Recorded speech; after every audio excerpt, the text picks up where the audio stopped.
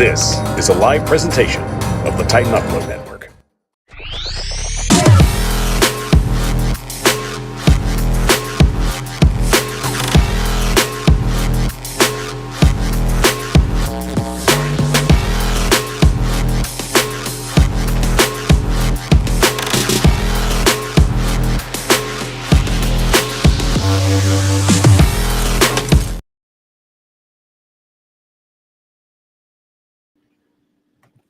Good Monday evening in the Power Hours on the air, live streaming you on YouTube, Facebook, Twitter, and Twitch. I'm your host, Michael Bishop, and thank you for joining us, as always, on the Monday evening. And it is unfortunate, once again, we are going to be talking about a 3-game losing streak as the Tennessee Titans have basically a pitiful performance, let's just call it what it is, and we're unable to capitalize on potentially clinching the AFC South.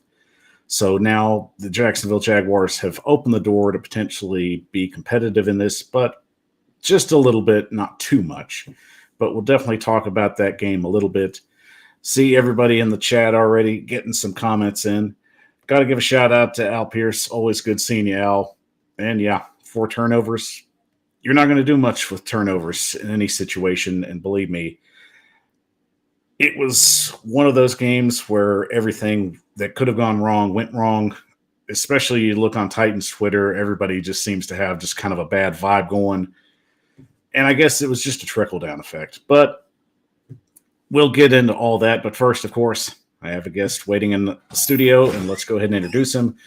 Joining me is our good friend Brad Steele from Two Tone Talk podcast. And Brad, thank you for joining us on the Power Hour. What's up, man? Thanks for having me on, and wish we were talking under happier circumstances than this, but good to be here anyway. Well, we'll definitely make the most of it, Brad. I mean, regardless of win or lose, we love talking Tennessee Titans and NFL in general. Yes. So, absolutely. If anything, it's just a good vent session, and it appears everybody's getting a little bit out of the way, including our good buddy Clowney Super Bowl, and he brings up a pretty good point. What players do you think are truly safe for next season? So, Brad, before we jump into our top news, I'll throw this one at you. Oh, my gosh. Better be Jeff Simmons. I think, he's playing very hurt right now, and he's kind of the heart and soul of the defense. So they need to just pay him what they should have paid A.J. Brown.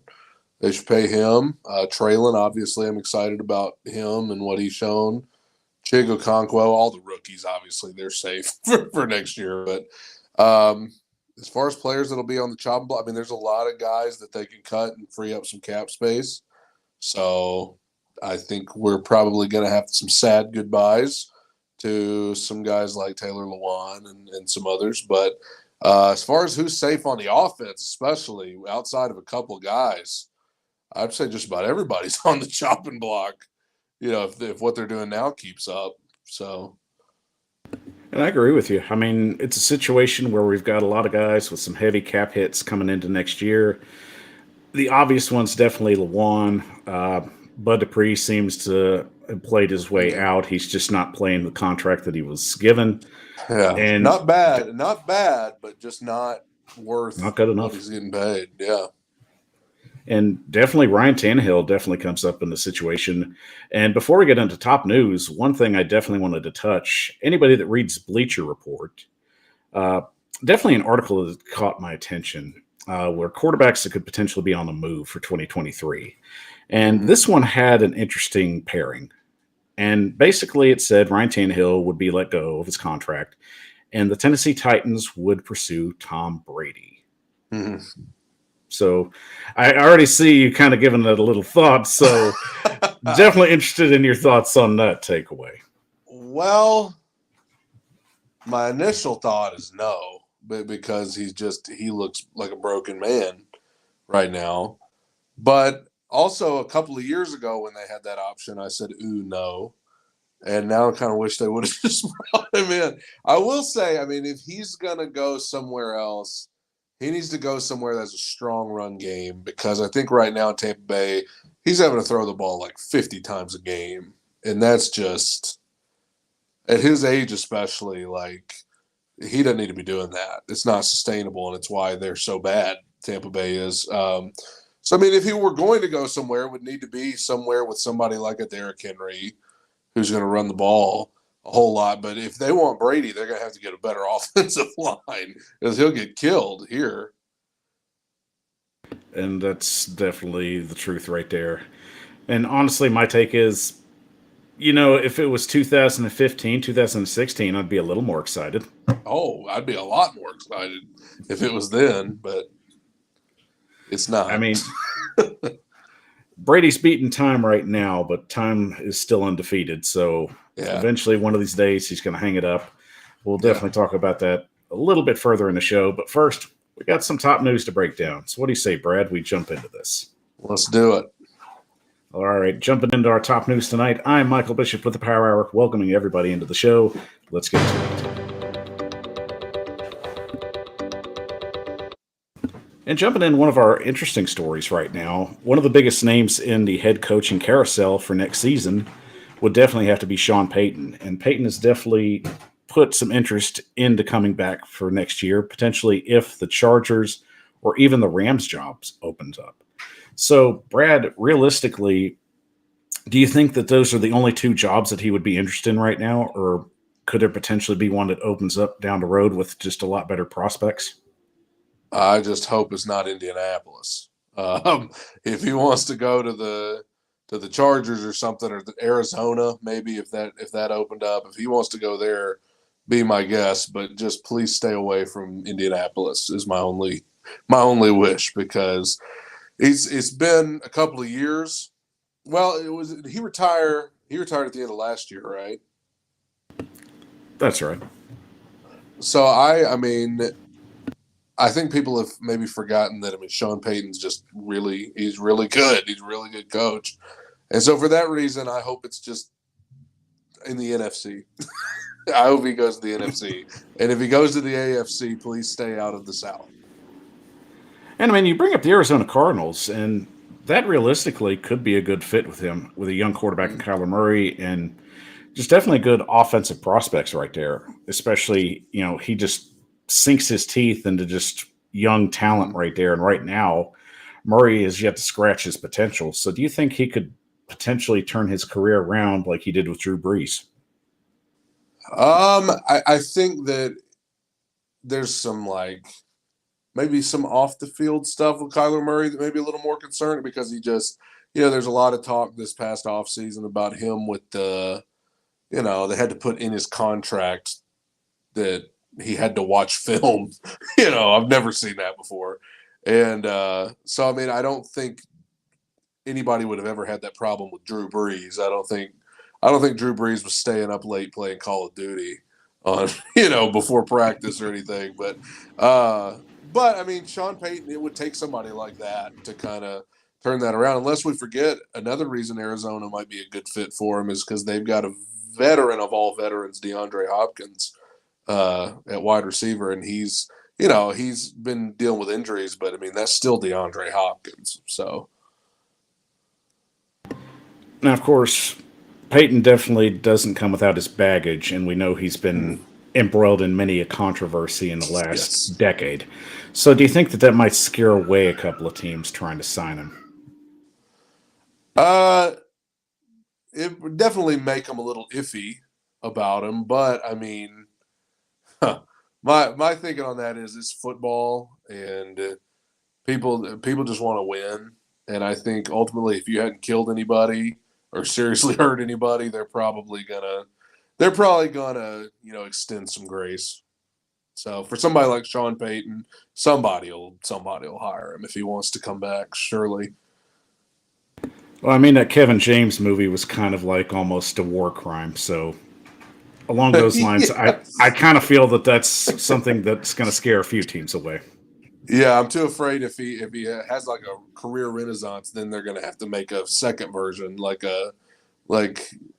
whatever the name of the movie was, 2, I can't even remember what the movie was called. I can't either. I just remember the barf sequence that lasted longer than it should have. That was kind of like a Family Guy spinoff. So yes, horrible. But regardless of hopefully not making a sequel to that movie, Sean Payton's second go around will be a lot more influential and less controversial. I would imagine so, yeah. Hitting our next news story, the NFL's decided they're going to crack down hard on teams faking injuries. And I know this is very complicated and even a very sensitive subject trying to get the right call on this. So, Brad, realistically, is the NFL going to be able to get this right without making any kind of headway of like wrongfully accusing somebody of faking an injury? I just don't know how you. It's so subjective. I mean, what would constitute looking and be like, oh, he's not really hurt? Because if that guy gets up limping or something like that, who are you to say, oh, he's faking it? I mean, yeah, we see injuries or guys go down all the time where we say, oh, he just went down because he wanted to slow down their hurry up offense or something. But ultimately, where's the line? Like, at what point do you say, okay, he's not faking? It's that's going to be very difficult, very difficult. And I mean, it's subjective. I mean, you kind of have on this. I feel it's one of those situations you kind of have to pick and choose which ones, because know you're going to have tweaks. You're going to have guys that have cramps, and that happens. It's a fix. Mm-hmm. It's a quick fix in some situations. Yeah, but I mean, realistically, if a guy does go down with cramps and the NFL just initially finds him, I mean, how would that go about it? And what's going to happen is if they implement that rule, you're going to have teams that are just going to coach their players to work around it, to say, hey, make sure you really sell this. Don't just go down, but make sure you're grabbing a hamstring, grab your elbow, do something, make it look convincing. They're just going to, it's like in the NBA, the way they flop, and then try to grab their eye and make it look like they got poked or something. They're just going to teach them to do that. So I don't think that's going to solve anything. No, I definitely agree with you. Some acting's going to come up on that, but I mean, eventually the film doesn't lie, especially if somebody's just walking and then all of a sudden they just go down like a sack of potatoes. True. But I don't see it without its problems. I'm sure the NFL's going to hit some. I'm sure they're going to miss some, but along the lines, it's a learning situation. I've been for this, but it's a delicate balance of picking and choosing which ones they do go after. Absolutely. And moving on to our next story, of course, speaking of hot coaching prospects, it is definitely without a doubt that when you look at head coaches with potential, that DeMeco Ryan is definitely going to be one of those prospects the teams are talking about. Right now, the San Francisco 49ers defensive coordinator, he has quickly risen through the ranks in the last 4 years and is potentially the hot candidate potentially going into this season that doesn't have head coaching experience. So, Brad, realistically, do you see Ryan actually getting a head coaching job this year? I think some of it will depend on, if the 49ers continue to look the way they've looked, I think you're going to see more and more people interested in them. There's going to be some coaching vacancies, some teams that are, I think you're seeing a lot of teams that are not necessarily wanting to just go with the same old guys. For a while, it was like there was a fraternity of these coaches, and every time you had a vacancy, you took one of the guys that you knew of that could come in. But I think here, you've got more teams willing to take a risk on guys that have never been. Obviously, the Colts they bring in ESPN analysts to coach their team. So I absolutely, I think there'll be people lined up for him. And I think once again, Bieniemy, the offensive coordinator in Kansas City, I think this might be an offseason where he finally gets picked up to be a head coach somewhere as well. And I definitely get kind of Mike Vrabel vibes with him right now. Granted, he definitely has a better talent set in front of him, and he's done a lot more with it, especially with the 49ers offense just being a revolving door through a hospital at this point. But Yep. realistically, with any of the teams with an upcoming job, what fit do you think he would be best suited for a team looking for a head coach? Well, I hate to say it, but I mean, you have to look at like Indianapolis because, they've, for the last few years, they've had a pretty solid defense. And they're obviously, I think, you mentioned Mike Vrabel. I think the Colts have seen an up close view of Vrabel being in that division. And I do get the vibe that they kind of want to copy that and try and, get one of those kind of guys to come in and coach their team. So I think they unfortunately come to mind when I think about where he could end up. But I mean, Chargers maybe not so much because he is a defensive guy and they've got Herbert and such a high-powered offense, which I'm sure we'll see Sunday when the Titans go to town. But then again, if the Chargers can get it together with the rest of the season and make a little run in the playoffs, then they may not even be looking for a coach. So, but I'm sure somebody be interested in having him, no doubt. Once again, the coaching carousel is going to be heating up very soon before the end of the month. So Ryan will definitely be one of those names teams are going to take a very close look at. Yeah. Also hitting on our next story, of course, as we were talking early about, Tom Brady has just had one of those years where he's gotten beaten, battered, and bruised. Fortunately, his stats have been good, but not what you would consider a Brady-esque season. But realistically, you just get the sense the end's coming soon, even though he's not committed right now to next year or even making any plans out loud with next year. So, Brad, realistically, what's Tom Brady's best situation going forward to in the 2023 season? Well, I mean, if he wants to stick around and play, which he's actually said he does, he said he doesn't want to retire. Now that was right when everything kind of went down with his ex-wife and everything. So I mean, he may have just been in that moment. But now, if he still wants to play, I'm not just saying it because it applies to the Titans. I'm just saying to go somewhere with a lot of reliable weapons and a solid run game that can help him out. I mean, I think he's going to want to go somewhere, because I think the issue with Tampa Bay right now is that you talked about the revolving door the 49ers have. The Bucks, I mean, they got Julio, and don't we know he's constantly in and out of the lineup. Mike Evans and all of they've got talented guys. They're just always hurt. Their defense doesn't appear to be, when you get shredded by some rookie named Purdy, that probably means your defense is kind of not what they were in that Super Bowl a couple of years ago. So I think his idea, if he's going to stick around, his best situation would be somewhere that's just got strong defense and strong everywhere else so that he can just kind of, dare I say, be game manager type guy, which he can find a home somewhere doing that, no doubt. And from your perspective, what do you think he will do in 2023? People may think I'm nuts. I actually think there is a chance. I mean, what do you think happens if the Patriots if the rest of their season goes poorly and Mac Jones doesn't look so good and Brady's looking for somewhere to go? I mean, what do you think of the odds that either he calls Belichick or Belichick calls him that says, let's try one more time. Let's just get the gang back together and try to go grab one more Super Bowl, and then you can call it quits. If you're going to retire anywhere, it's got to be here. I actually think there's a possibility of that happening because the Patriots don't look great.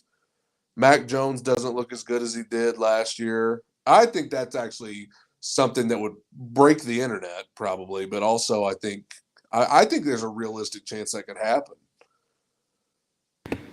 I mean, I wouldn't rule it out. My biggest problem is, I do think there are a lot better situations out there for him. Yeah. Like if he wanted to go to the 49ers, I think that door would definitely be open to him.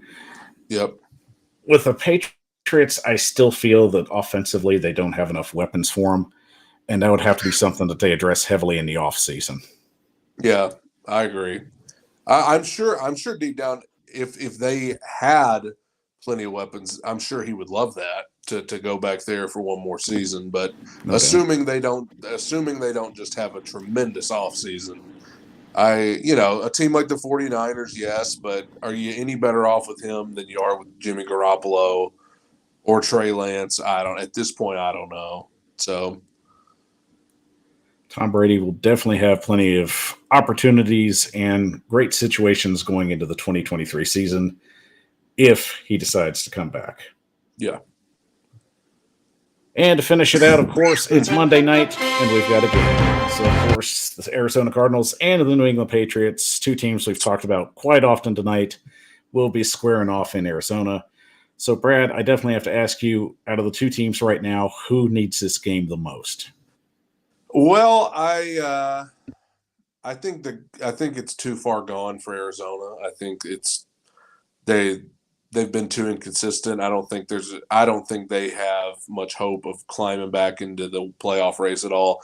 The Patriots are right there. I mean, they're a game back in the wild card race. So it's more important for New England. I mean, because they've got a better chance at making the playoffs. But on my podcast, I think Arizona's going to win. I have a feeling Arizona will win this game. And you answered my next question, so I guess I'll just there go you ahead go. and Sorry. That's okay. We'll make it work. I guess I'll just go ahead and make my pick, and we'll just move everything along. So honestly, I was going to say the reason why I picked Arizona is because we talked about Kyler Murray earlier. Every time you start to feel kind of bad about him and that he's kind of just not going to make it, he comes out with one of these random games where you're like, man, that guy could really be special. I have a feeling he'll do that tonight. For some reason, I feel like they're at home, Monday Night Football. I have a feeling he'll have one of those games tonight where you're reminded how good of an athlete he is. and it's a good pick. And I think from my vantage point, I have to go the opposite way, and I will definitely go with the Patriots in this one. Because realistically, I do think Kyler Murray will have a good game, but for whatever reason, I think the Patriots are just going to have a better one with Mac Jones. I think he's overdue, and it's just kind of a gut feeling. I kind of had the same feeling with the Detroit and Minnesota game, which picked Detroit. Happy I did. So that worked out in my favor. So I'm going to go with my gut on this one. It's just one of those feelings you just go with. Yeah. Hey, Detroit. I think Detroit might make the playoffs. And I'll give Detroit props because a few weeks ago I was burying them. I just felt that Dan Campbell was loose in touch. So I tipped my hat to him. I was wrong, and I will heavily admit I was wrong about that. So congratulations to Detroit. Keep doing what you're doing. Absolutely. And Titans, we're bringing up Brock Purdy with like a word. I saw that. It's because I was saying the 49ers were no better off with Brady than Jimmy G. I was like, hey, I mean, they might just want to stick with Brock Purdy. They may very well. I mean, it's a great story right now. Let's just see if he can keep that momentum going. The spotlight's on him. Absolutely. And a lot of talent around him. And Lou, man, why are you not feeling no love, man? You know we show you love. You're always loved here. You're one of the top fans. You're always loved. Oh yeah. So don't feel it, man. We're sending the love. We're sending the love. There's nothing but love on this show. I'm gonna make sure anybody doesn't get left out. So that's what we do here. Yeah. All right. But before we get into our next go around, guys, we're gonna take a quick 30-second break, and when we come back, I didn't get to talk about the John Robinson stuff at all because, well, wow, I have been working all week, and I am finally going to put my 2 cents in, and of course, who I feel might be a better fit going forward. So we'll take a quick 30-second breather, and we'll be back in just a little bit. I'm Michael Bishop with the Power Hour, and we'll be back in 30.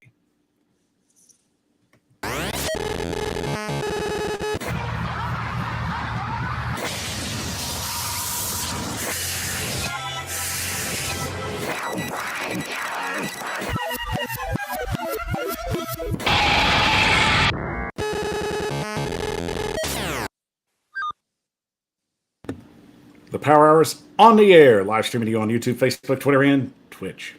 I'm your host, Michael Bishop, and thank you for joining us on this Monday evening.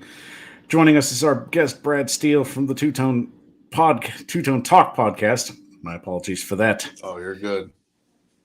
Sometimes I just have to catch my breath sometimes, so that's on me. So. You got to get a deep breath before you talk about J-Rob. Definitely have to. This is definitely going to be a heavy one. It's been on my mind for the last week.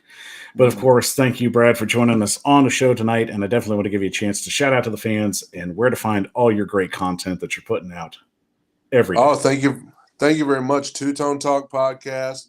It's on Spotify, Apple, SoundCloud, YouTube. Only a couple weeks old. I mean, I just started turning it into an actual podcast probably 3 or 4 weeks ago, and just passed 100 subs on YouTube today. So just having a good time, even though I've mostly talked about losing since I started. That's what they've been doing since I started this podcast. I might need to just shut it down because ever since I started it, they've been losing. But yeah, you can find me there and on Twitter, Two-Tone Talk at @Two-Tone_podcast. You can go over there, and I usually just angry tweet during the games. I go back after the games and read what I wrote, and I'm like, man, I was mad. I myself try to avoid that. I don't like giving people receipts because usually I'm the kind of person that's definitely going to put my mind out there. And if I say something that somebody's going to take and use on the show, I'm not going to give them that ammunition. So I tend to keep my thoughts in reserve. That way I've got a show to talk about. Yeah. But I mean, smart. Whatever makes you all happy, you do what you do. Me personally, I never like having, that's just me. But of course, if you were me, one thing that you should be doing on the show is make sure you follow us on all our social media platforms on Facebook, Twitter, Twitch, and TikTok at the Power Hour 615. We're definitely putting out great content for you. And don't forget, we are always a member of the Titan Upload Network, and we're putting out great stuff for you. Big week for the network, especially for Rossi and James on their shows. And we'll talk about that, especially with the GM aspect of going forward. But of course, Brad, let's jump into that. It has been a crazy week, to say the least. And of course, with that being said, it is what we didn't expect to happen. And the outcome that followed. So, of course, last Tuesday, most of us woke up and without any kind of hesitation or shock, John Robinson had been released and relieved of his GM duties. So, to start out with that, Brad, initially, what was your takeaway from what had happened that day? I definitely would not have been as shocked if it would have happened after the season was over. I mean, I still would have been surprised because you talk about stuff like firing the GM, but you never actually think they're going to do it. So I would have been surprised if they had waited, but wouldn't have been as shocked.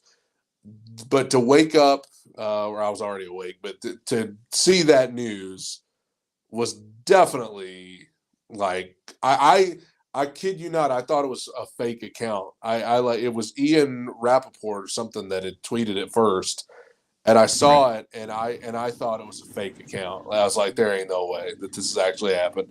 And then I saw that it was real. Just absolutely shocking. And that was my first initial take. You have plenty of those accounts, especially at what Twitter's turned into lately. So you kind of have to be careful. Yeah. You got to be careful out there now. Yeah. So you really look at the whole situation going forward, and then you're like, wow, after it kind of resonates. And my whole first thought throughout the whole process was something had to have really happened to make that move. And I know the game was bad. But generally, you don't see games like that remove a GM. Now, coaches, we've seen that in some cases, but a GM's a completely different scenario. So I had to think that there was something going on. There just didn't add up. Realistically, yes, the game was bad, as I said, but you just don't see that. They kind of just play it out. And like you said, Brad, they generally just move forward at the end of the season. It's easier. And I'm sure, especially knowing that Adam Struck was going to have to make a hefty payout with his extension. So that also comes into mind. But I bring that up especially because after a few days, James from Titans for Life, one of our main guys at the Upload Network, ended up breaking a story on Titan Rossi's show. And the story basically followed as John Robinson was given the authority to pay out 2 specific contracts to A.J. Brown. I saw this. Through the negotiations with Amy Adams Struck and through with the salary cap. Now, one of those contracts was for $29 million, and that was with incentives added on, and the other was going to equal up to about $27 million with the incentives added on. So basically what happened was John Robinson didn't offer any of those and gave him one of the low ballest deals I've probably seen in negotiating. Yeah. And Brad, I'll let you take it from there just to give your thoughts first. Well, he had some real misses. I mean, you have 2 first-round picks in a row. Isaiah Wilson, disaster. And then Caleb Farley looking like that's a bust too. Then not to mention Dylan Radins, who is still not, they still don't even trust him enough to put him in over Dennis Daly. You have Julio Jones, we paid a lot of money and he ended up being washed. As you said earlier, Bud Dupree get paid a lot of money. He has a lot of misses with free agency and drafts. But to me, all of that you could chalk up to just fate or bad luck. Everybody misses on draft picks. I think you could chalk any of that up to that's just how it goes. But when he traded AJ, I think it made everything worse. I think it made everything else look worse because it was so outrageous that you would trade the best receiver we've ever had. And then to hear, the offer you gave him when you could have offered him so much more, and clearly it ain't what Vrabel wanted because we saw his reaction on draft night. He had to walk away from the table. He was so angry. So it feels like you kind of just went rogue. And other than AJ, you traded up to draft Des Fitzpatrick over Amon-Ra St. Brown, who's tearing it up for Detroit, and Des Fitzpatrick is on our practice squad for the second year in a row. As Al said in the chat, Vic Beasley paid him a lot of money for nothing. Jadeveon Clowney paid him a lot of money for nothing. And then the AJ thing, just horrible. And I think that there was tension brewing underneath. I just think between those missed picks, then the AJ trade, I think that night in April started setting all this into motion. Now, Amy Adams Strunk was in the room, so we can't just let her off the hook. She was in the room. She is the owner. She could have said something, and maybe she said something like, "Hey, if this doesn't work out, it's going to be your job." Either way, 2 days before he got fired, they went to Philadelphia, and A.J. Brown made him look like idiots. He went off. The people are flipping the bird to Robinson up in the owner's box or whatever up there. I don't know if you saw that. The fans are just turned around, chanting at him, singing at him, flipping him the bird, telling him he's awful. I just think that was just a cherry on top. I think after that it was like, okay, and not to mention, I don't know if you follow Tic Tac Titans on Twitter. He runs the Locked On Titans podcast. He said it best. All of John Robinson's biggest failures were on display that day in Philly. The AJ thing, offensive line depth, our offensive line just getting destroyed. Secondary depth and lack of talent in the secondary that on a roster he created. He got rid of Roger Saffold. He got rid of, over the years, got rid of different secondary guys and replaced them with rookies who weren't ready, So I think it was building, and then that was just the last straw. No, of course, there definitely was some building in the right way. And, from having a defensive perspective, he did find talent on the defense. But as you said, there are a lot of swing and miss deals. Offensively, he just whiffed horribly. Yeah.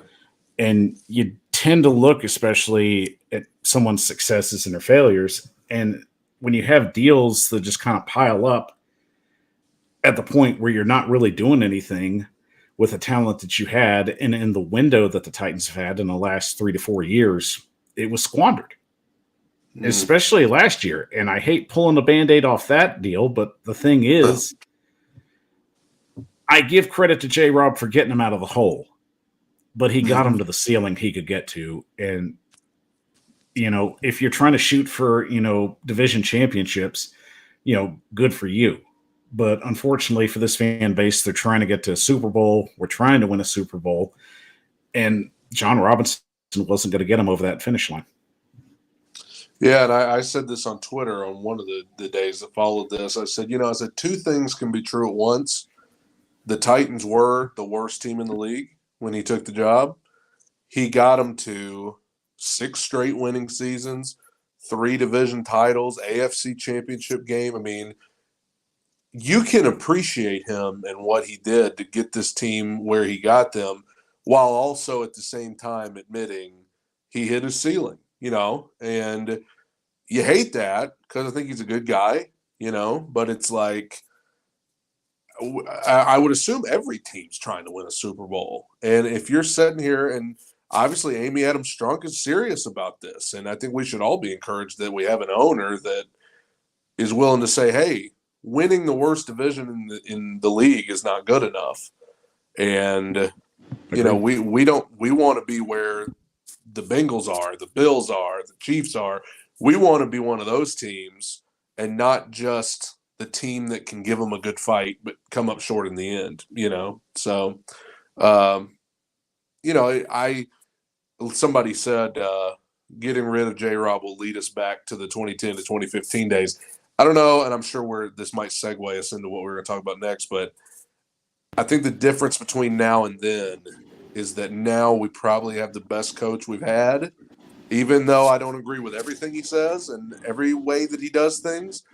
He's probably still as good a coach as we could have, and he's going to obviously have a big part in picking whoever's next. So I think that can give some hope that, it's not Ken Wisenhunt or, Mike Munchak or Malarkey or any of them, but maybe I'm just naive.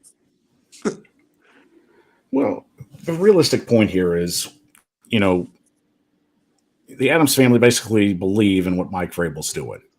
That he's the face of this franchise. He's the guy that's going to lead the Titans to wherever they need to be led. Mm-hmm. But realistically, he's a football guy. Yeah. Not every head coach is a brilliant GM, as we've seen in many different situations. Mm-hmm. And Mike Vrabel, to me, is the guy that just wants to go out and coach his guys. But he wants the best guys that he can coach. Yeah. So that being said, if the Titans are trying to get over that hump, it benefits you to go out and find the best potential GM candidates out there that can get you over that hill. And realistically, I feel that there's 3 candidates. But Brad, I definitely feel you have somebody in your back pocket that you're willing to share. So I was willing to let you jump out and make your pick first. Well, I actually, not to let anybody down, I'm not very knowledgeable about all of the ins and outs of that. I know, I've read the articles and I've read, because it's like you just read so many of these things that are like, these five people would be good, and you're like, who even is this? I don't even know. As far as like an inside hire, there's been talk of that. Again, I'm not going to pretend to be as knowledgeable. I'm just going to say I feel like Vrabel's going to be very involved in picking whoever it is. And do you think it's possible, I'll throw it back to you here, do you think it's possible that Vrabel, with his influence, he might try to get a GM that has about the same mindset that he does, which is, you said, but he's a football guy. He wants the best talent he can get. I mean, I feel like he may try and go out and not just get somebody in a suit and tie to come in there and be all nice. I feel like he's going to go out there and get somebody who's kind of hard nosed like he is, who's going to do all the things that GM does, but is also going to be kind of relentless and going and getting talent. I'm going to tell you, I don't have a specific name in mind because I'm so clueless as to like what even constitutes being a good GM and who's qualified or whatever. But I think it's going to be somebody that's made in Vrabel's image, I think, or picked in Vrabel's image because, like you said, I think they believe in what Vrabel's doing, and I think they want more of his influence on the team. And I'm glad you bring that up because I do feel that that's a minor qualification. I think that's somebody that he has to have kind of just that working relationship and that same mindset to where they influence each other and where he can just go to him and say, I need this. I need somebody that can play this position. Can you go out and get somebody? Yeah. And basically that's a snap of the finger kind of thing. But you get somebody that's aggressive, that's going to take chances. Kind of the same like J-Rob, but at the same time, they're more strategic in what they do. They're going to move very fluidly and quickly and get guys at certain positions that we don't think very much of, but will definitely be a key factor going forward in the future. So I love stuff like this, and I generally tend to do my homework pretty heavy. So I found 3 guys that I feel that the Titans need to just go out and shell out whatever they can to bring in. Okay. Potential candidates right here. So starting out, I'm going to start with the most basic of candidates. And some of these guys, most people have never heard of. So starting out, Malik Boyd from the Bills, as senior director of the pro personnel, has been a rising star for the last decade. He got his start in Indianapolis back in 2000, worked his way through Arizona and had a lot of success there, was picked up by the Bills. Since he was picked up by the Bills in the last 3 years, the Bills have had multiple winning seasons. So realistically, you got a candidate here that's risen through the system, through the scouting department. He understands what players are going to be developed. He knows how to find talent. He's very much involved in the last few draft processes through Buffalo. And look how much success they've had. And look what they've built. That's what Tennessee needs. Yeah. So you look at that, and that's a guy that I want to be running my scouting department that understands how to find and evaluate and build talent. And worth noting, as you said, Amy Adams Strunk. I mean, she said in her statement, she said something along the lines of, we want to be one of those teams that people view as, these are the guys that you've got to beat to get to where you want to go. And that's what the Bills are. That's what we've watched the Bills become over the last few years. So somebody like this, I could see Amy Adams Strunk sitting back and saying, hey, if we want what they've got, let's go get who made it happen for them, So that makes sense. Exactly. And Lou Man bringing up a real good point here. Being a GM is like a poker player, know when to deal, know when to fold. And Lou Man, that's exactly what Kenny Rogers said. It also takes a little bit of luck. And unfortunately, J-Rob didn't have a lot of luck the last few years. No. But moving to my next one, and this has been a name that's been thrown out a lot, Mike Bergonzi from the Chiefs is the assistant GM right now, and he's been there since 2009. And realistically, he's the power behind the hand. So this is the kind of guy that's ready to step up. He's ready to be the guy and take control. And Kansas City is the mold of what you're trying to beat. Tennessee's going to have to go through Kansas City right now because Patrick Mahomes isn't going anywhere right now. Andy Reid's not going anywhere right now. So if you're going to poach talent, poach the guy that's been there and helped build the Chiefs from scratch. Right. That's been a big help through the process. Absolutely. And I mean, to think about the reason the Chiefs aren't going anywhere is because it doesn't matter who else they have on that offense. If you've got Patrick Mahomes, I mean, you're set. Pretty much, you're good to go. And but That's why, I mean, you look at guys like this, 2009, who was even 2009, the Chiefs were an afterthought, really. I mean, that was probably like the Matt Castle days. Mike Vrabel was a player back in those days. Exactly. And now the Chiefs, I mean, they've been a household name. Even when they had Alex Smith, they were still, a playoff team every year. So potentially somebody that's had their hand in quite a few projects over the years, helped build the Chiefs up from scratch. Titans don't need a full rebuild. They need a rescale. And through there, I see somebody right here that's ready to get their feet wet and get their shot at the big time. And to finish it out, and I know some people aren't going to like this, but hear me out, because I feel that he's a very strong choice. And Thomas Diermont, from former GM from the Atlanta Falcons, you look at his line of work for the last 13 years. He was 117 and 92 in his career, but look at what he did when in that time frame. He drafted consistent players that built a Hall of Fame resume. He drafted Matt Ryan. He drafted Julio Jones. He drafted a lot of talent, and they won a lot of games. So you've got a guy that's been there, that's built, that's gotten to a Super Bowl. Unfortunately, we know that went, but every situation's different. Now, I bring him up because sometimes GMs just need a fresh start. And I think eventually it just kind of got in a situation where he could only go as far as he could go. The job gets stale. That happens everywhere. Bill Polian is a prime example. He ended up leaving Buffalo and going to Indianapolis and winning the Super Bowl in his second stint. Yeah. Not a lot of GMs get a second stint, but I feel Dimitroff is one of those guys that's very, very hungry to get himself into a new position. And he's not starting with a blank slate.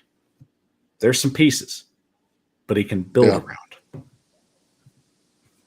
Yeah, I also think that, people look at how toward the end of that run that he had with the Falcons, and you would think, oh, man, it got bad there toward the end. But the thing, like that Super Bowl loss, that's the kind of loss that it takes years to recover from. That is such a loss that you pretty much have to get rid of anybody that had anything to do with it, because it feels like the Falcons have been cursed since then. I mean, they keep blowing big leads.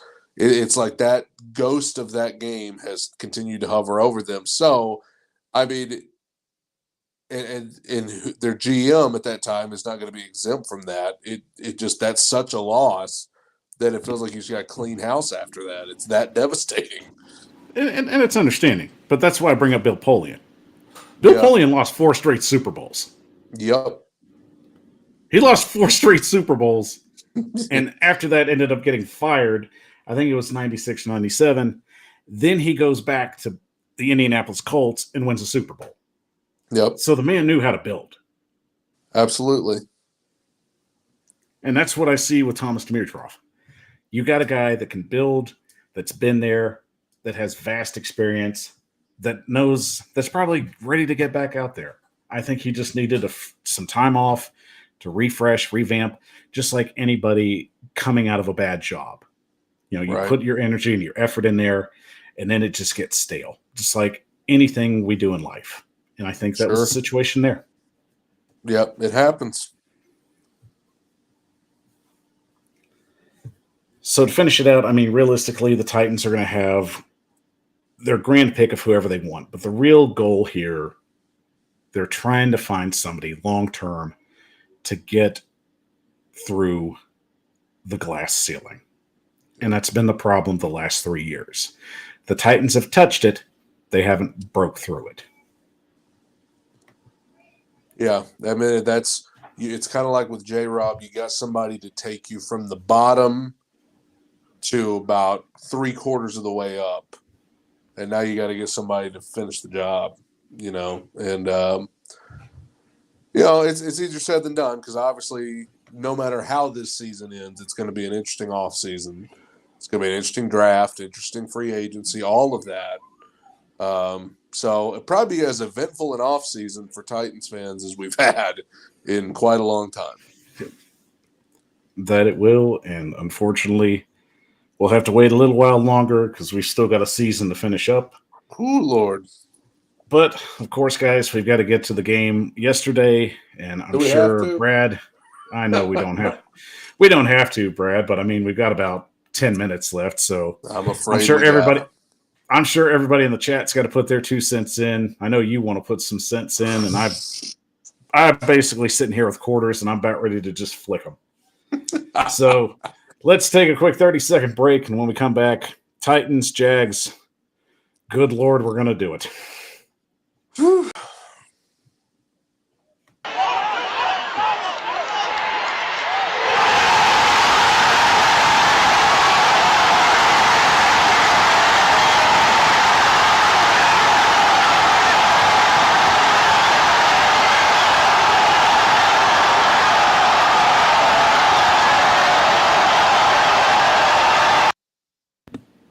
The Power Hours on the air, live streaming to you on YouTube, Facebook, Twitter, and Twitch. I'm your host, Michael Bishop, and thank you for joining us on this Monday evening. Joining us from the Two Tone Talk podcast, got it this time, our good friend Brad Steele. Brad, of course, thank you for joining us on the show tonight. And once again, give a shout out to the fans. Let them know where to find all that great content that you put out.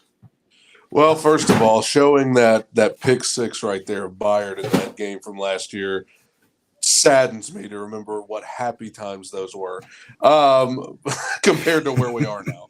But yes, Two Tone Talk podcast. It's on Spotify, Apple, SoundCloud, and YouTube.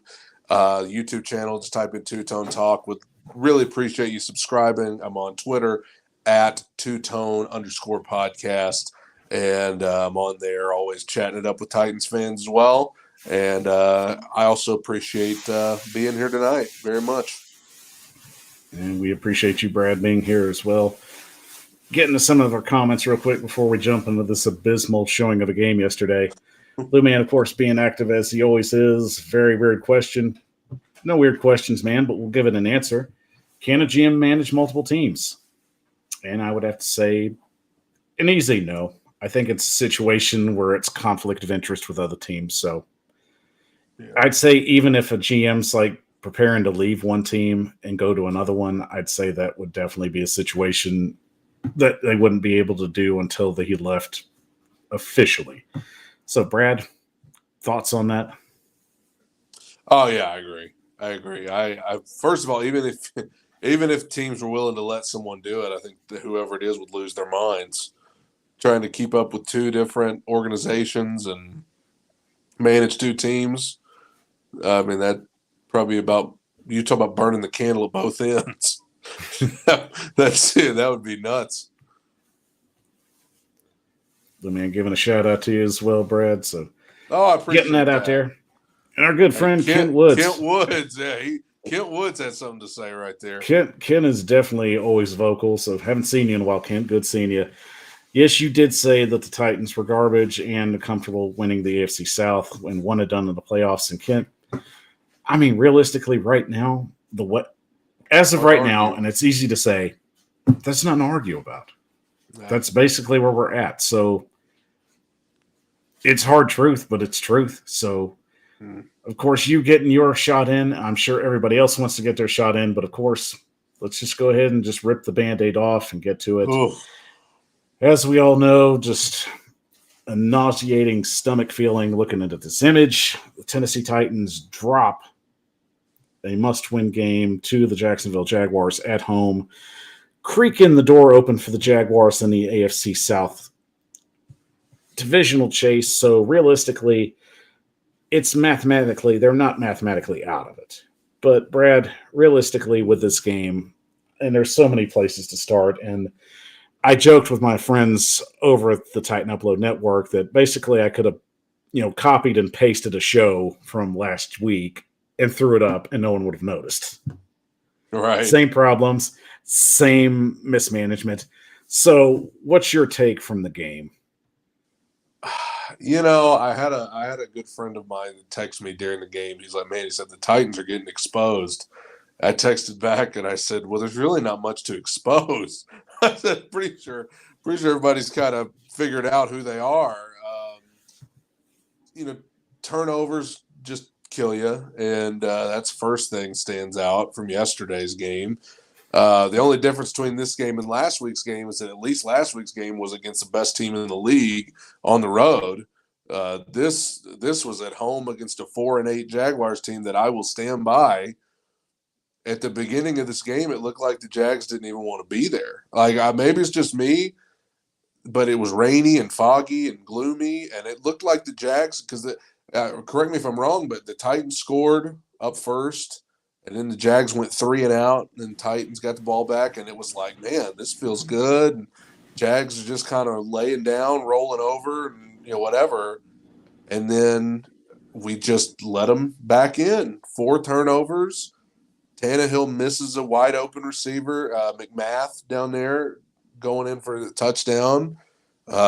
Henry fumbles, and then that results in them going back down and getting a touchdown. And we just gave them hope. We gave them life. Of course, injuries, as always, kill you. David Long, Christian Fulton, Danico Autry, Traylon Burks, these are big injuries. And it's getting about the time. I know injuries happen and they suck, but between last year and this year, they got to sit down and say, is there anything we can do about this? Do we need a new strength and conditioning coach? I firmly believe that the injury issue is a lot of times due to lack of depth and guys are having to play too much. I think it's what happened to Danico Autry. I think he's in the game too much. It takes a toll after a while, and we don't have enough depth, and that's a John Robinson issue as well. So I actually was a little more encouraged with the play calling early because I was like, man, at least we're throwing it. We're trying to throw it. We're airing it out. And then Henry had 100 and something yards at halftime. We gave him the ball 3 times in the second half. Baffling, Not sure what else I could say about that, the play calling, but the third quarter we have like negative 18 yards. Defense looked tired, beaten up, wore out. Offense just lacks talent on the offensive line, specifically at left tackle. And wide receiver, we've known about the lack of talent there outside of Traylon, who's had a lot of bad luck with injuries. Really encouraged by the tight ends. I like Okonkwo. I like Hooper. And so you could write a book about what was wrong with yesterday, but you have to start with turnovers and injuries, I guess. And valid point. We go back to the same problems where it's injury, strength and conditioning coach, special teams coach, offensive line coach is on my list now. And the fact that he's trying to sell Dennis Daly to me, no. Probably the worst offensive lineman in the NFL right now. No argument here, because at this point, that just angered me to the point where I couldn't see straight. It's like, I'll take that you're saying that he's trying to work hard. I understand that. I understand what it takes to play at a high level as an offensive lineman. You have to do the right things on the field as well on the practice field, and your technique is everything. And Dennis Daly has no technique. That's the problem. You get one push off of him, and he has no balance. He has no equilibrium. A stiff wind could knock this man off his balance. Yeah. So I'll take that he's working to try and improve. But don't sit there and lie to me. Do not sit there and lie to me and say that he's the best offensive lineman at this point. I would take a brick wall with a jersey stapled on it than Dennis Daly. I would take a trash can with a jersey on it than Dennis Daly. I would take a schnauzer chasing a red light to trip up the defensive lineman than Dennis Daly. I'll tell you who I'd take. I'd be willing to try Dylan Radins. I mean, can we at least try? They keep saying he ain't. They keep saying he ain't ready. I'm like, man, just prove it. Every time he's been in there, he's done all right. He's not been great, but he's all right. And I mean, at this point, and with this upcoming game with the Chargers, I feel that's got to be the motivation here, is to try. I want to see this team actually try some different things. Don't tell me that you're trying different things. Show me. That's what I want to see. I want to see Tim Kelly calling some offensive plays. What are we losing at this point? Yeah. I want to see Dylan Radins at the tackle position, or LaRaven Clark, or that damn brick wall with a jersey stapled on it. I don't care at this point.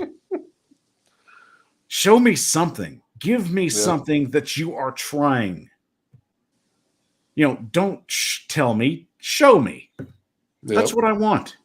That's what the fans want. And I know we're vocal, and of course, it's a passionate group, and you're going to do what you're going to do. But here's the thing. What you're doing's got you on a 3-game losing streak. What you're doing is getting your revolving door once again on getting players injured. And you're already getting ready to get to that point, potentially breaking that record from what you had last year. Yeah, absolutely. Very close, actually. I think I saw today they're like knocking on the door of breaking their own record from last year. And regarding the Dylan Radins thing and putting him in there, as you said, what do you got to lose? Because the ceiling for this team is what it is. They're probably being put out in the first round of the playoffs. Okay, that's about what's going to happen. But if that's the case, and like we ain't making no magical run or nothing, no. What can it hurt? What can it hurt to put Radins in there? Like what you need to know what you have with him going into next season. You've got to figure out what your offensive line is going to be next year. Wouldn't you like to at least know what you've got with Dylan Radins? So if he's terrible, if you put him in there and he sucks, then we've got to figure something else out that doesn't involve Radins. But if he's awesome or even competent, then maybe there's one of your starting 5 next year. I mean, I'm all for that. I'm for Titan Time Podcast's idea. Put Taylor Lewan out there with one leg. Put him on one of those damn little scooters. Put him on the board. Let him go. Put Will Compton out there, man. Year 10. I'll take anybody at this point. Yeah. Shout out to Bradley Newberry, of course. Yes, the Jags did stun the Titans in Nashville for the first time since 2013, and I did throw up in my mouth a little bit saying that. But the realistic thing is here, don't tell us that they're trying change. Show us. In the last 3 games, I've seen nothing remotely close of change. It's just cringe, all I see. I see Todd Downing running on a 1st and 21. Oh my gosh! What about the 4th turnover of the game when they tried to do the direct snap to Henry? He dropped it, which that's on him. But why we were down by like 20 in the 3rd quarter? Why are we running a trick play? Just absurdity. That's basically throwing a lifesaver to a dead man. Yeah, literally. Bradley, of course, the DDS crew was split. Blake was really convinced the Titans would lay an egg. I mean, really, Bradley, I think a lot of people, especially on Titans Twitter, kind of had a bad feeling about this game. Me, realistically, I was just kind of meh. We'll see. I mean, generally Tennessee historically doesn't do well against teams that are at 500 or under 500. But, I mean, I didn't rule out an upset. I just didn't think Tennessee would fall asleep behind the wheel this bad. This was a beatdown. This was a divisional beatdown. Final score is not even indicative of how bad it was. I mean, it was ugly. It was bad. It was like one of those turn it off early kind of things.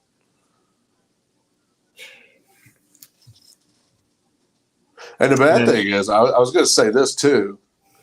We got the Chargers coming up, And it's so disheartening when, on Twitter, a lot of Titans fans, and I'm one of them, that's like, oh, great, now we got to play the Chargers. We don't have a chance against the Chargers. And it's like, do you think about how sad that is? Because the Chargers, like, they're not bad, but, like, the Chargers aren't like they're great. It's not like that. We are to the point where we're dreading playing even the pretty good teams. I mean, we're dreading even this ain't the Chiefs or the Bills or the Bengals or Eagles. This is the Chargers. And like we're dreading even playing them. And they're 7-6 like we are. And I mean, like you said, they're not lights out. I mean, of course, they beat the Dolphins, but still, the Chargers, I feel, are overrated. And I don't think that they're a blowout team by any means. But Tennessee going into this week, there's just not a lot of good vibes. And Bradley, realistically, there's nobody that's not to be blamed. I mean, I can't just sit here and just continually just nitpick at everybody and say that, they didn't do anything wrong. Team losses are team losses, and there's always somebody to blame and somebody that didn't do their job well enough. And I mean, Derrick Henry's just been ineffective. They're basically taking away the one thing the Titans are good at and forcing us to throw because we don't have anybody to throw to. Chigakonkwo can't do everything right now. He's still learning. Robert Woods is basically an overpaid disappointment. Racey McMath was just there in a jersey. That's all Racey McMath was yesterday. Nick Westbrook-Akine, God bless him. He's a wide receiver 4 that we keep asking to play wide receiver 1. Yeah. And I mean, this game aside, Brad, what is the one thing Tennessee is going to have to do this week in order to get themselves psyched back up after this losing stretch? What's got to be the changing factor heading into the Chargers week? I mean, it sounds ridiculous and redundant, but get healthy. That'd be the first thing. I mean, the turnovers, I'm not even going to be that stressed because, like, if there's one thing the Titans are usually pretty good at, they usually don't turn the ball over. I mean, even in that disaster in Philadelphia, they didn't turn the ball over. I mean, they got killed. They didn't do anything else good. But you know what? They didn't turn the ball over. Whereas, yesterday, uncharacteristically, they turned it over. I'm not going to harp that much on that because, they usually don't turn it over. But they've got to try to start getting as many guys healthy as they can. We got to get the Nico Autry. I didn't realize how important Nico Autry was to this defense, but apparently he is the be-all, end-all because without him, they look lost. They got to get him back out there. They got to get Fulton back out there. They got to. When is Zach Cunningham coming off IR? The guy's been on IR for 3 years. Traylon. I'd say by this week he should be coming back, especially with the moves they had to make today. Yeah. I saw that. Kyle Phillips. I mean, I hate to have to rely on rookies, but that's the position. I mean, you talk about John Robinson. He replaced our veteran wide receivers with rookies, and we're having to rely on guys like Traylon and Kyle Phillips and Racey McMath, and the guys they're just not ready. They're young. They shouldn't be, they shouldn't be expected to come in and be star players when they just got here. But that's the position we're in. But get healthy as best you can, and this is a chance for them to finally beat somebody with a winning record because Chargers do have a winning record. So, I mean, at least there's that. But it's also a chance for them to lose to another team with a winning record if that happens too. So, yeah. But, yeah, got to get healthy, especially. I know David Long, he's on IR. He'll be out for another few weeks. And I hate that because, I mean, there's one of your best defensive players right there. I'm getting to the point where, like, I consider setting Big Jeff for, at some point because the guy clearly is not – he's playing at about 30 to 40%. And, you've got a defense that is centered around getting home with the front four. Like, that's what you have to do with this defense. It lives and breathes on getting pressure with your front four. And Harold Landry, we know what the deal is with him. Bud Dupree's out every other game. Autry's out. Simmons is playing hurt. So it's just really not working right now because that front four is either hurt or they're not playing or whatever. And I mean, to finish this out, I think the key ingredient here, somebody in the locker room needs to step up and just start getting these guys motivated. Yep. At some point, I just feel like the motivation's just not there. They just kind of seem to be just piss puddling through the last few games. And I don't know what happens in the locker room at a daily basis. I don't know who's the vocal guys right now. But at this point, this is where your captains and your leaders need to step up and get motivated. This is where it's going to get tougher. You're going through a stretch where it's not going your way. The breaks are against you. And at this point, this is where you're going to have to really just put on your big boy pants and go to work. Somebody's got to motivate this team, whether it's Vrabel, whether it's one of these players, somebody has to step up. You know, we talk about the culture being strong. Vrabel's always preaching the culture. Well, here's the moment. You're going on the road. You're playing against the Chargers. As you said, having a winning record. Right now at this point, it's make or break time. And there's not going to be any other time. It's either you get this win and right this ship and start heading in the right direction, or it's just going to keep getting harder. Mm-hmm. And it's, believe me, you don't want to know what's coming the week after the Chargers. It's not getting easy. Yeah. So, yep, I agree. To hell with the crossroads. You better get on the damn dune buggy and start making your own road. Well, whatever road they chose at the crossroads, they need to take a U-turn and go back and take the other one because this one clearly ain't working. And you talk about leaders needing to step up and start, getting this thing going. I'm looking at Kevin Byard, mayor of Murfreesboro. I'd love to see you kind of take some charge. Jeff Simmons is one of those guys. Derrick Henry's one of those guys. Ryan Tannehill's one of those guys. Ben Jones. As tough as he is, they're probably the only good offensive lineman we got right now. These are the guys I'd like to see, with a little something to say. And I don't know what goes on in the locker room, but those are the guys you got to look to kind of lead the way. Exactly. I mean, at this point, it's big boy time. You want to play elite football? This is where you got to start playing your winning football in late December and early January. And believe me, road ain't getting any easier. So you better get on your 4x4. You better get in your dune buggy. To hell with the crossroads. Make your own damn road. Yep.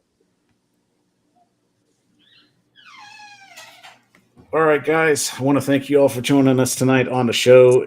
Fantastic show. Everybody joining in. Give yourselves a round of applause. This one's always best fans on here. You guys make the show work and you make it rock as always. Shout out to our buddy as well, Ryan Harris. Great seeing you, man. Great having you on here. Hope everything's going well with you. Definitely miss you and looking forward to seeing you back on your podcast.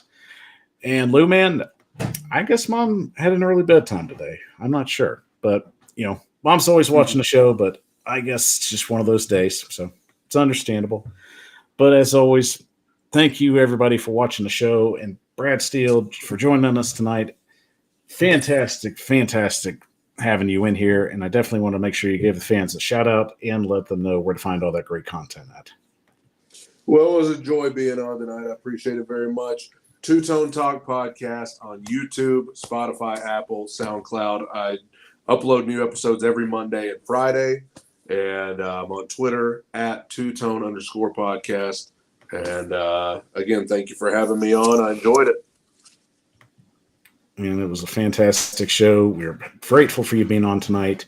Guys, thank you for joining us tonight. Don't forget tonight, Titan Upload will be going live. I believe Rossi, and maybe I'll try and make a stop by as well if I can get my system to work on his. So make sure you check that out at 10:05 p.m. Eastern Time. So thank you for joining us tonight. I'm Michael Bishop with the Power Hour. Take care, and as always, tighten up. I know.